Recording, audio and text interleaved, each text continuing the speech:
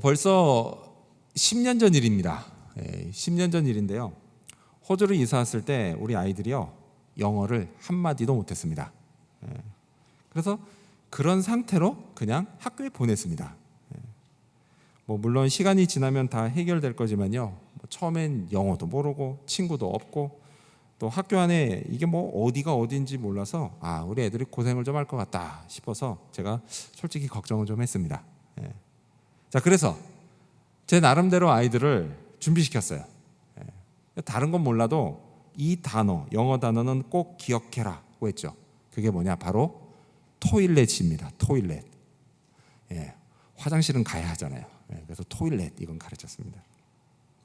자, 그렇게 해서 학교에 이제 간 첫날이에요. 첫날 이제 8시 55분인가 수업 시작한다는 이제 벨이 울리면서요, 우리 부부는 그냥 집으로 돌아와 버렸습니다. 돌아왔고 아이들만 학교에 남겨졌습니다. 그래서 아이들이 되게 당황했을 것 같아요. 자, 제가 보니까요, 그 학교에 우리 아이들 같은 학생들이 또 있었습니다. 자, 그래서 이런 학생을 위해서 학교에서 버디를 붙여줬는데요, 버디는 이런 학생이 학교에 잘 적응할 수 있도록 돕는 역할을 했습니다. 그래서 버디는 한국말도 잘하고 영어도 할 줄 알았습니다. 그래서 이제 선생님이 뭐라고 앞에서 말씀하시면 그게 무슨 뜻인지 통역도 해줬고요, 또 친구들을 소개시켜 주기도 했습니다. 또 학교 안에서 이동을 할 때 안내도 잘 해줬습니다. 이리 와, 이쪽으로 가면 돼, 이렇게. 자, 그래서 이런 버디가요, 이제 막 학교에 들어온 이런 학생들 눈에는 참 대단해 보였을 겁니다. 그래서 버디만 있으면 안심이 됐죠. 여기 이 학교에서 나는 혼자가 아니구나, 이런 생각을 하면서요. 자, 여러분, 예수님의 제자들에게도요, 이런 버디 같은 존재가 있었습니다. 자, 오늘 본문은 하늘로 올라가시기 직전 예수님이 그것에 관해 말씀하시는 것으로 시작됩니다. 그래서 사도행전 1장 4절을 보면 사도와 함께 모이사 그들에게 분부하여 이르시되 예루살렘을 떠나지 말고 내게서 들은 바 아버지께서 약속하신 것을 기다리라고 말씀하십니다. 여기 나오는 사도는요, 예수님의 11 제자를 말합니다. 자, 지난 3년 그 시간 동안 이들은요, 곁에 늘 예수님이 계셨습니다. 그래서 안심이 됐어요. 자, 하지만요, 이제 상황이 달라졌습니다. 예수님은 곧 올라가시고요, 제자들은 예수님 없이 예수님이 맡기신 일, 우리가 지난 주일에 살펴봤던 지상 명령을 수행해야 했습니다. 제자들은요, 분명 불안했을 겁니다. 정말 예수님이 안 계셔도 될까? 우리가 할 수 있을까? 이런 생각을 하면서 염려했을 겁니다. 자, 이런 제자들에게 주님은요, 아버지, 곧 하나님께서 약속하신 것을 기다리라고 하십니다. 그게 바로 성령입니다. 이제부터는 성령이 제자들과 함께 하실 거였어요. 제자들이 지상 명령을 수행할 수 있게 도우실 거였습니다. 우리가요, 오늘 이 본문을 함께 살펴보고자 합니다. 자, 지난 주일과 마찬가지로 이번 주일도요, 우리에게는 참 뜻깊은 날입니다. 새로 이전한 곳에서 첫 예배를 드리는 날이에요. 여러분, 저는요, 앞으로 있을 일들이 참 기대됩니다. 여러분도 마찬가지 아닌가요? 여러분, 이제 우리는요, 지상 명령을 수행할 겁니다. 예수님의 제자인 우리에게 맡겨진 그 사명을 다할 겁니다. 저는 그게 참 기대됩니다. 그러면서 동시에 과연 우리가 잘 해낼 수 있을까? 이런 생각에요, 좀 불안하고 염려되는 것도 사실입니다. 자, 이런 우리에게 주님이 말씀하십니다. 잘 해낼 수 있을 거라고 말이죠. 자, 그렇다면 여러분, 우리에게 필요한 건 과연 무엇일까요?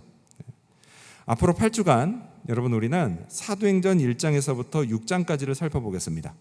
거기에는요, 예수님이 승천하신 후에 예루살렘 교회가 어떻게 시작됐고 또 어떻게 자리를 잡아갔는지 그게 나옵니다. 그러면서 지상 명령을 수행하는 교회로 조금씩 지어져 가는 예루살렘 교회 모습이 나옵니다. 우리가요, 이런 내용을 함께 살펴보고자 합니다. 자, 그래서 오늘은 첫 시간으로 1장을 살펴보겠습니다. 예수님이 제자들에게 성령을 기다리라고 하셨습니다. 그렇다면 그 이유는 과연 무엇일까요? 그리고 제자들은 성령을 어떻게 기다렸을까요? 이를 살펴보면서 여기서 새롭게 시작하는 오늘 우리에게 주시는 교훈을 함께 알아보고자 합니다. 먼저 첫 번째로 성령을 기다리라고 하신 이유는 권능을 받기 때문입니다.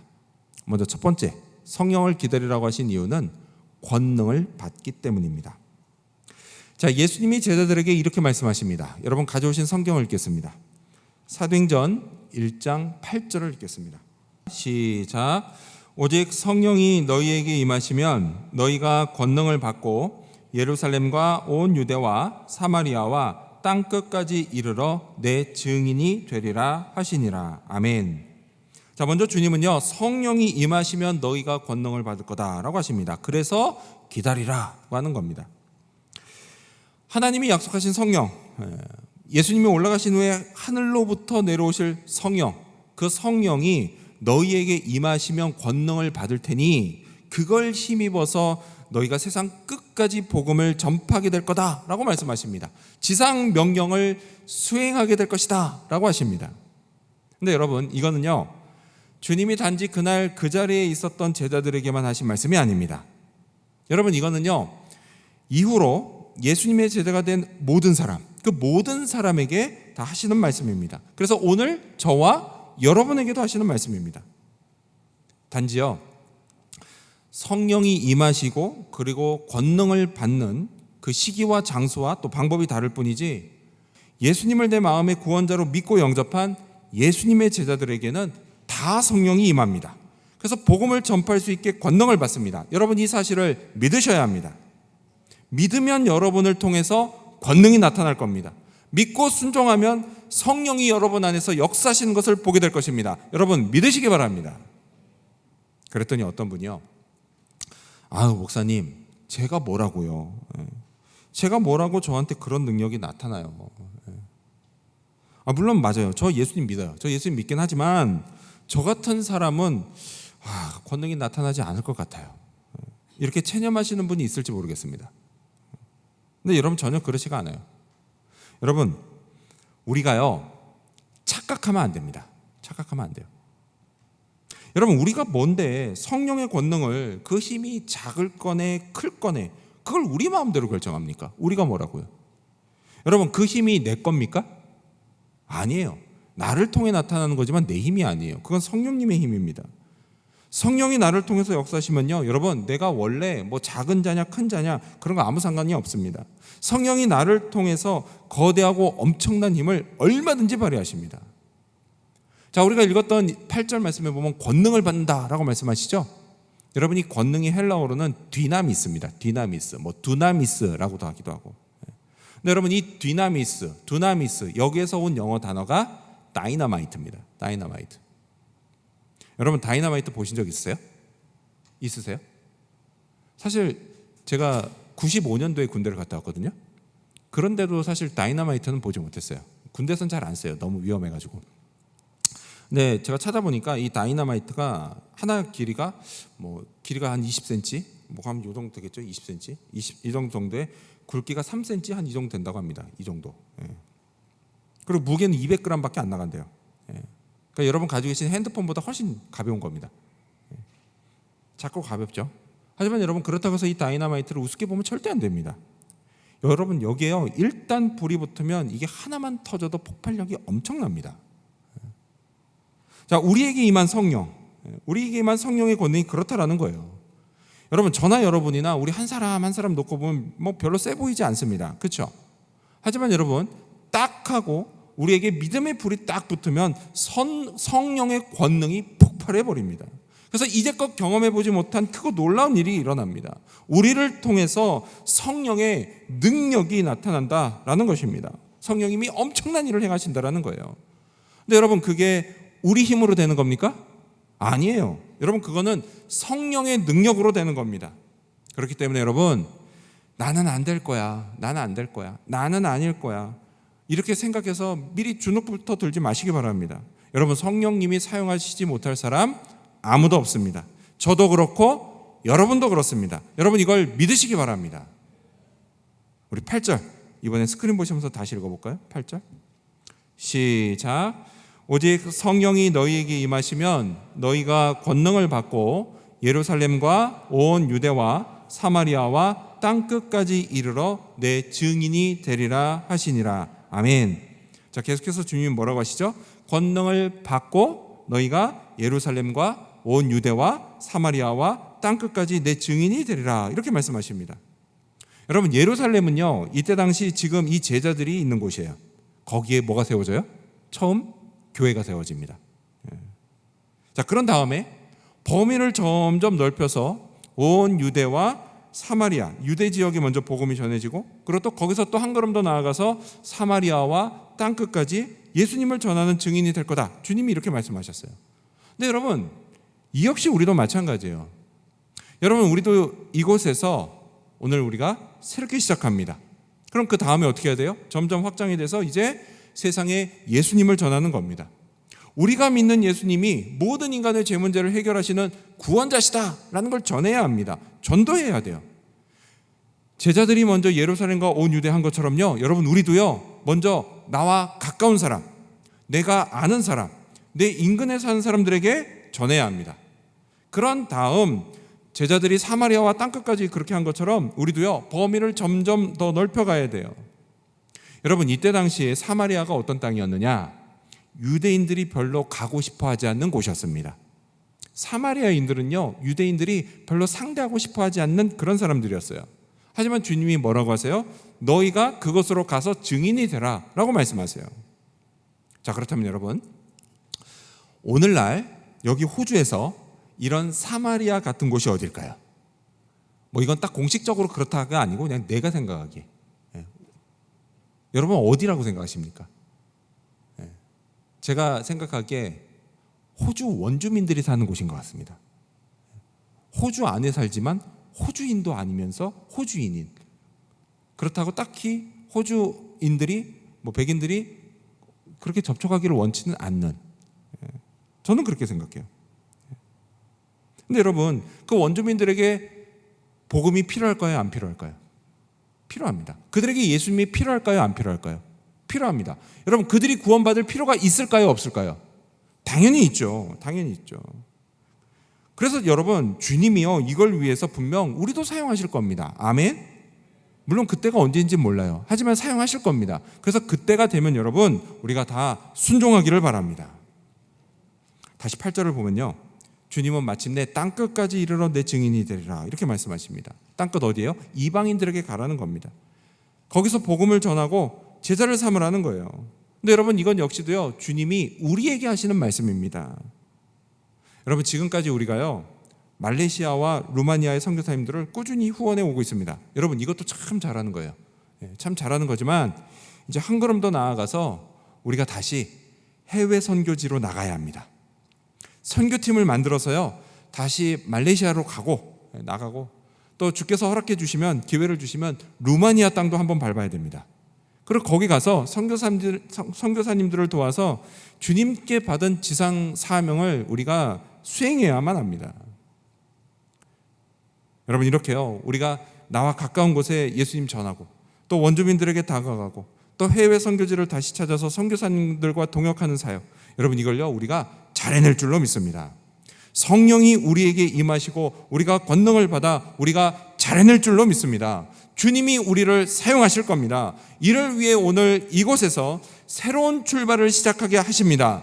믿으십니까? 아멘. 믿으시기 바랍니다. 자, 그런데 여러분도 아시다시피요, 이게 그냥 자동으로 되진 않습니다. 저와 여러분이요, 각오를 해야 됩니다. 각오를 해야 돼요. 무슨 각오냐? 순교자가 될 각오를 해야 합니다. 자, 우리가 읽었던 8절에서 주님이 제자들에게 뭐라고 하시죠? 내 증인이 되리라 이렇게 말씀하세요. 근데 여러분, 이 증인이라고 한 단어가 헬라어로는 마르티스입니다. 마르티스. 근데 여러분, 이 마르티스는 증인이라는 뜻도 있지만 또 무슨 뜻이 있느냐? 순교자라는 뜻도 있어요. 너희가 내 순교자가 되리라. 한마디로 뭐예요? 죽을 각오를 하고 예수님 전해야 된다, 이 얘기를 하는 겁니다. 근데 물론 그렇죠. 21세기 여기 호주에 산 우리는요, 뭐 내가 전도한다고, 내가 누구 보고 예수님 믿으라고 한다고 해서 누가 우리를 죽이진 않습니다. 죽을 염려는 없어요. 염려는 없지만 그래도 어쨌든 우리가 순교자가 될 각오는 해야 한다라는 겁니다. 여러분, 우리가요, 그런 마음 자세로 있을 때 성령의 권능이 저와 여러분에게 나타날 겁니다. 아멘. 사람들이 우리를 예수님의 제자라고 부를 겁니다. 하지만 반대로요. 반대로 우리가 이런 각오 없이 그냥 뭐 손 놓고 하늘만 보고 있으면 어떻게 될까요? 뭐 그래, 뭐 어차피 뭐 성령께서 하실 일이니까 뭐 내가 안 해도 다 되겠지. 그렇게 된다면 우리가 어떻게 될까요? 다시 오늘 본문으로 돌아가서요. 예수님이 어디로 가셨죠? 하늘로 가셨어요. 자, 그런데 예수님이 하늘로 가시기 전에 제자들에게 뭘 시키셨죠? 너네 어디로 가라고요? 예루살렘으로 가서 기다려, 이렇게 말씀하셨죠. 그런데 제자들이 가지를 않았습니다. 어떻게 했느냐? 그냥 멍하니 하늘만 쳐다보고 있었습니다. 자, 그러자 그때 천사가 나타나서 제자들에게 이런 말을 합니다. 그게 11절 말씀이에요. 이르되 갈릴리 사람들아, 어찌하여 서서 하늘을 쳐다보느냐? 너희 가운데서 하늘로 올려주신 이 예수는 하늘로 가심을 본 그대로 오시리라 하였느니라. 자, 천사가 제자들을 뭐라고 부르죠? 제자들아, 이렇게 말합니까? 아니죠. 뭐라고 말해요? 이 갈릴리 사람들아, 이렇게 말을 해요. 이 갈릴리 사람들아. 그렇습니다, 여러분. 여러분, 우리가요, 주님의 말씀에 순종하지 않고요, 뭐 성령이 알아서 하시겠지, 이런 생각으로 그냥 손 놓고 하늘만 보고 있으면, 여러분, 세상 사람들이 볼 때 그런 우리는요, 그저 뭐 골콧 사람이나 브리즈번 사람 이렇게밖에 보이질 않습니다. 우리를요, 예수님의 제자로 보지 않고 또 증인들로도 보지 않을 거예요. 그리고 우리 교회를 뭐로 보겠습니까? 결코 골콧 사람들과 브리즈번 사람들이 그냥 일요일에 모여서 노는 곳, 이렇게만 보게 될 겁니다. 여러분, 저와 여러분에게는요, 이런 일이 없기를 바랍니다. 이와는 반대로요, 우리에게 성령이 임하시고 우리가 권능을 받아서 주께서 가라 하시는 곳에서 담대히 예수님을 전하고 복음을 전하는 증인들이 되기를 바랍니다. 참된 제자들이 되기를 바랍니다. 이런 우리를 통해 많은 영혼이 주님께 돌아오게 될 것입니다. 예수님을 알게 될 것입니다. 복음을 듣고 구원을 받게 될 것입니다. 방황하는 영혼들이 다시 하나님께 돌아오게 될 것입니다. 그렇게 우리는 브릿지 역할을 하는 교회가 될 것입니다. 주님의 비전을 성취해 나갈 것입니다. 이 사실을 믿으시기 바랍니다. 이러한 믿음으로 성령의 권능을 받아 증인이 되기를 결단하는 저와 여러분이 되시기를 축원합니다. 마지막 두 번째로, 제자들은 기도하며 성령을 기다렸습니다. 마지막 두 번째로 제자들은 기도하며 성령을 기다렸습니다. 자, 천사의 말을 듣고 제자들이 곧 정신을 차립니다. 그래서 주님의 말씀에 순종해서 예루살렘으로 돌아갔습니다. 자, 거기서 뭘 하면서 성령을 기다렸을까요? 우리 13절과 14절 여러분 성경 보시면서 읽겠습니다. 시작. 들어가 그들이 유하는 다락방으로 올라가니 베드로, 요한, 야고보, 안드레와 빌립, 도마와 바돌로메, 마테와 및 알페오의 아들 야고보, 셀로딘 시몬, 야고보의 아들 유다가 다 거기 있어 여자들과 예수의 어머니 마리아와 예수의 아우들과 더불어 마음을 같이하여 오로지 기도에 힘쓰더라. 아멘. 이들이 뭐하고 있었어요? 뭐하면서 성령을 기다렸어요? 기도하면서 성령을 기다렸습니다. 자, 이 13절과 14절을 보면요, 그들의 기도의 세 가지 특징을 발견할 수 있습니다. 자, 먼저 첫 번째는 뭐냐? 그건 그들이 더불어서 함께 단체로 기도했다라는 것입니다. 자, 13절을 보면요, 11명 제자들의 이름이 나오죠. 그리고 이어지는 14절에 거기에 대해서 여자들이 나옵니다. 이 여자들은 예수님을 쭉 따라다니면서 예수님 섬겼던 그 여자들이에요. 그리고 또 누가 나오죠? 예수님의 가족들이 나와요. 어머니 마리아와 동생들이죠. 여기 보면 이제 나중에 유다서를 기록하고 또 야고보서를 기록한 동생 유다와 야고보도 이 안에 있었을 겁니다. 근데 여러분, 이걸로 끝이 아니었어요. 또 있었습니다. 그게 이어지는 15절 상반절이에요. 우리가 읽지는 않았지만 15절을 보면요, 성경은 이때 모인 사람들의 수를 약 120명이었다라고 말씀합니다. 자, 이 120명이 다락방에 모여서 단체로 기도했습니다. 그러니까 여러분, 우리가 생각하는 그 조그만 다락방이 아니에요. 한 이 정도 되는 다락방입니다. 단체로 기도했어요. 그렇습니다, 여러분. 여러분, 우리도요, 때로는 이들처럼 단체로 기도해야 합니다. 어떤 분은 이런 얘기할 수도 있을 거예요. 아니, 혼자 기도하면 안 돼요? 꼭 단체로 해야 돼요? 목사님, 저는요, 누가 제가 기도하는 모습을 보는 게 너무 부담스러워요. 이렇게 생각하시는 분 있을 거예요. 그렇죠, 여러분. 물론 기도요 혼자 해도 됩니다. 돼요. 그리고 되게 우리는 주로 기도 혼자 하죠. 되게 혼자 합니다. 여러분, 예수님도요 혼자 기도하실 때가 많았어요. 하지만 여러분, 때로는 예수님도요 때를 따라선 제자들과 함께 단체로 기도하셨습니다. 여러분, 단체로 기도하면 어떤 유익이 있을까요? 여러 가지가 있겠죠. 뭐 그 중에 이런 게 있을까요? 훨씬 더 뜨겁게 기도할 수 있을 겁니다. 그렇죠? 또 훨씬 더 오래 기도할 수 있을 거예요. 여러분, 장작에 붙은 불도 마찬가지잖아요. 여러분, 장작 하나에 붙은 불은요 뜨겁지도 않습니다. 그리고 그냥 쉽게 꺼져버려요. 하지만 어때요? 장작을 딱 쌓아놓은 곳에 붙은 불, 뜨겁습니다. 그리고 쉽게 꺼지지도 않습니다. 오랫동안 뜨겁습니다. 그래서 그 열기로 어떻게 합니까? 주변에 둘러앉아 있는 사람들을 따뜻하게 만들어줍니다. 유익을 줘요. 유익을. 여러분, 우리가 교회에서 단체로 기도하는 것도 마찬가지예요. 주님을 향한 우리의 열망이 더 뜨겁게, 더 오랫동안 타오릅니다. 그래서 그런 기도를 들으시고 하나님이 역사하십니다. 우리 자신은 물론이고 이 세상에, 그리고 하나님이 이 세상에 하나님이 은혜와 사랑을 베푸십니다.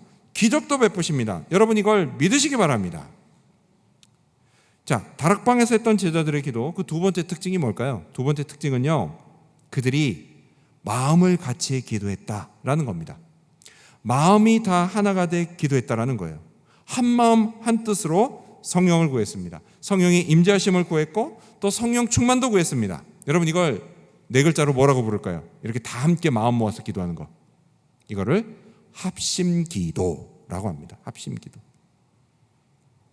여러분, 성경이 그렇게 말씀하기도 하시고요, 또 제 경험에 비춰봐도요, 교인들이 한 마음 한 뜻으로 모여서 기도하면 진짜 안 될 것 같은 일도 되는 걸 볼 수가 있습니다. 지난 10년간 저는 우리 교회에서요 이런 일을 많이 목격했어요. 여러분, 우리는 아무래도 이민자다 보니까요 신분 문제가 해결될 때까지 고비를 자주 만납니다. 그래서 그때마다 교인들이 어떻게 해요? 그 사람을 위해서 마음을 하나로 모아가지고 중보기도 합니다. 그렇게 했어요. 그랬더니 역사가 일어나는 것을 봤다라는 거예요. 그리고 또 우리 학생들 진로를 놓고서 우리가 함께 마음 모아서 기도할 때 학생들이 진로가 열리는 걸 봤습니다. 또 몸이 아프신 분들 건강을 위해서 우리가 마음 모아서 기도했을 때 건강이 회복되는 것도 봤습니다. 그밖에 다른 것들을 봤어요. 재정적으로 어려움이 있는 형제 자매를 위해서 함께 마음 모아서 기도했을 때 재정적으로 풍요로워지는 것도 보게 됐습니다. 참 좋은 일이죠. 그렇죠? 참 좋은 일이에요. 근데 여러분, 이렇게 좋은 일들 뿐만이 아니라요, 때로는 교인들 사이에 갈등이 생기는 나쁜 일, 여러분, 그런 나쁜 일을 놓고도 우리가 마음을 모아서 함께 기도해야 합니다. 교회라고 사람들 사이에 갈등이 없겠습니까? 당연히 있죠. 당연히 있죠. 왜요? 아니, 어떻게 교회 다니는 사람들이 그럴 수 있어? 교회를 다니는 사람이기 때문에 그런 겁니다. 사람이기 때문에. 여러분, 우리는요 구원을 받았습니다. 아멘. 여러분, 우리가 구원받은 하나님의 자녀들이기는 해요. 하지만요 우리 마음 안에는 여전히 죄성이 있어요. 이 죄성이 있기 때문입니다. 우리 옆 사람 얼굴 한번 보실까요? 옆 사람 없으면 앞뒤 사람 얼굴 한번 보세요. 괜찮아요. 얼굴 한번 보세요. 좀 부담스러워도 한번 보세요. 어때요? 나하고 평생 웃을 일만 있을 것 같죠? 그렇죠? 근데 여러분, 그렇지가 않아요. 어쩌다 가끔 서로 얼굴 붉힐 일이 생깁니다. 그거 절대 이상한 거 아니에요. 그거 당연한 겁니다. 우리만 그래요? 아니에요. 여러분, 예수님의 그 12명의 제자, 11명의 제자들 서로 안 싸웠을까요? 아니에요. 싸울 때도 있었습니다. 그래도 주님이 어떻게 하셨어요? 야, 니들 싸우니까 나 니들 포기! 이러셨어요? 그러지 않으셨어요. 주님이 이 제자들 포기하지 않으셨습니다. 그리고 제자들도요 주님 포기하지 않았어요. 교회에서 누구 교인하고 싸웠다고 예수 믿는 거 포기하고 이러지 않아요. 그들은 끝까지 주님 포기하지 않았습니다. 그리고 제자들도 어떻게 했어요? 서로가 서로를 어쨌든 포기하진 않았습니다. 그래서 다시 어떻게 해요? 화해했어요. 그리고 마침내 주께 받은 지상사명을 수행하기 위해서 이들이 끝까지 동역했습니다. 그 귀한 열매들이 바로 누굽니까? 세월이 흘러 오늘 이 자리에 있는 저하고 여러분이에요. 우리 교회예요. 여러분 이 사실을 꼭 기억하시기 바랍니다. 따라서 여러분 설령 우리 안에 갈등이 생기면 그땐 당사자들은 물론이고요, 우리 모두가 다 마음을 모아서 함께 기도합시다. 여러분 세상에서는요, 당사자들 불러놓고 증인들 불러놓고 하나하나 따져가면서 시시비비 가리는 거, 그게 가장 좋은 방법일지 모르지만 여러분 교회에서는요, 그게 가장 나쁜 방법입니다. 여러분 하나님이요, 우리에게 다 똑같은 성령을 부어주셨습니다. 아멘. 똑같은 한 성령을 부어주셨는데, 그럼 그 성령이 우리 모두의 생각과 감정과 마음을 다 똑같이 다스려주지 않으시겠습니까? 다스려주십니다. 여러분 이걸 믿고 갈등의 당사자들과 교인들이 마음을 모아서 함께 기도하는 게 가장 좋은 방법입니다. 그러면 성령이 해결해 주십니다. 여러분 믿으시기 바랍니다. 자, 마지막 세 번째 특징. 여러분 세 번째 특징은요, 제자들이 기도에 힘썼다라는 겁니다. 여러분 이거 무슨 뜻이에요? 간절히 부르짖었다, 이런 뜻이에요. 사람이 그렇죠. 여러분 간절하면요 부르짖게 돼 있습니다.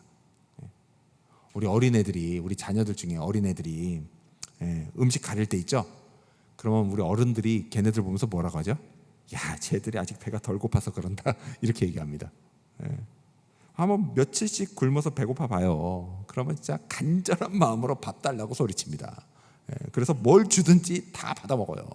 근데 여러분 기도도 마찬가지죠. 기도도 그런 거예요. 간절하면 부르짖게 돼 있어요. 여러분 너무도 유명한 성경 구절이 있어요. 우리 스크린 보시면서 같이 읽어볼까요? 예레미야 33장 3절입니다. 시작. 너는 내게 부르짖으라. 내가 내게 응답하겠고 내가 알지 못하는 크고 은밀한 일을 내게 보이리라. 아멘. 여러분 하나님 뭐라고 하세요? 부르짖으라 라고 하세요. 그러면 응답하겠다 라고 하십니다. 크고 은밀한 하나님의 역사를 보여주겠다 라고 하십니다. 여러분 이 약속을 믿고 힘써 기도하시기 바랍니다. 간절히 부르짖으시기 바랍니다. 그러면 역사가 일어납니다. 믿으시기 바랍니다.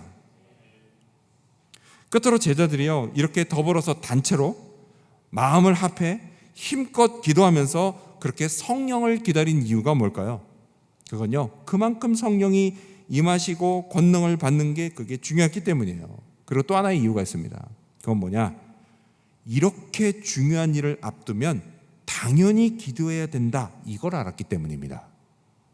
이걸 어떻게 배웠을까요? 어디서 배웠을까요? 누구한테 배웠을까요? 예수님에게 배웠죠. 예수님 막 억지로 막 불러다 앉혀놓고 1시간씩 너네 기도해 막 이렇게 가르치진 않으셨어요. 어떻게 하셨어요? 제자들이 스승인 예수님이 그렇게 하시는 걸 보면서 자연스럽게 배웠습니다. 여러분 예수님은요 늘 기도하셨어요. 한참 바쁘게 사역하실 때도 꼭 기도하셨습니다. 새벽에 해 뜨기 전에 기도하기도 하셨고요, 늦은 시간 밤을 새면서 기도하기도 하셨습니다. 그리고 십자가로 가시기 직전에는 어떻게 하셨어요? 피눈물을 흘리며 기도하기도 하셨습니다. 자, 이런 주님의 모습을 지난 3년간 곁에서 지켜본 제자들이 우리도 저래야 되는 거구나, 이런 생각을 하게 됐어요. 기도하는 걸 당연하게 생각하게 됐습니다. 그래서 이때도 어떻게 했어요? 자연스럽게 성령을 기다리면서 단체로 마음을 합해서 힘껏 기도했던 겁니다. 여러분 이와 마찬가지로요, 우리가 집에서는 부모가 늘 기도하면 그걸 보고 자녀들도 기도하게 됩니다. 그리고 교회에서도요, 여러분 신앙생활을 먼저 시작한 교인들이 늘 기도하고 그러면요, 그걸 보고 새신자들도 기도하게 돼요. 기도하는 게 당연한 거구나, 이걸 알게 됩니다. 여러분 이게 얼마나 좋은 일입니까? 다 자연스럽게 그걸 알게 되는 문화가. 여러분 이번에요, 교회를 이전하면서 주님이 제게 주신 생각이 있습니다. 그게 뭐냐? 우리가 주일 예배 때 기도를 더하면 좋겠다입니다. 그래서 오늘부터요, 설교를 마치고 좀 더 기도하겠습니다. 예루살렘의 다락방에서 120명의 제자들이 단체로 마음을 같이 해서 힘껏 기도한 것처럼 우리도 그렇게 기도하면 좋겠습니다. 여러분 우리가 기도합시다. 아멘. 오늘 설교를 통해서 주님이 내게 하신 말씀, 그 말씀 붙잡고 기도하십시오. 붙잡고 기도하십시오. 또 주님이 기뻐하시는 제자가 되게 해달라고 그렇게 기도하십시오. 내게 성령을 부어달라고 기도하십시오. 주님이요 여러분의 기도를 들으십니다. 여러분 여기서는요, 내가 기도할 때 남들도 기도합니다, 그렇게 하니까 남들 눈치 너무 보지 말고 용기 내서 부르짖으십시오. 그 부르짖음을 듣고 응답하겠다고 하신 하나님의 약속을 믿고 기도하십시오. 여러분, 하나님의 약속은 반드시 이루어집니다. 저와 여러분의 기도를 통해 하나님의 역사가 일어날 것입니다. 여러분, 이 사실을 믿으시기 바랍니다. 이러한 믿음으로 기도하며 우리 안에 크고 놀라운 일을 이루실 하나님, 권능을 주시고 세일을 행하실 성령님, 또 우리를 통해 영광을 받으실 우리 주 예수님을 찬양하게 되는 저와 여러분, 그리고 우리 지구촌 교회 모든 성도님들이 되시기를 주님의 이름으로 축원합니다. 기도하겠습니다.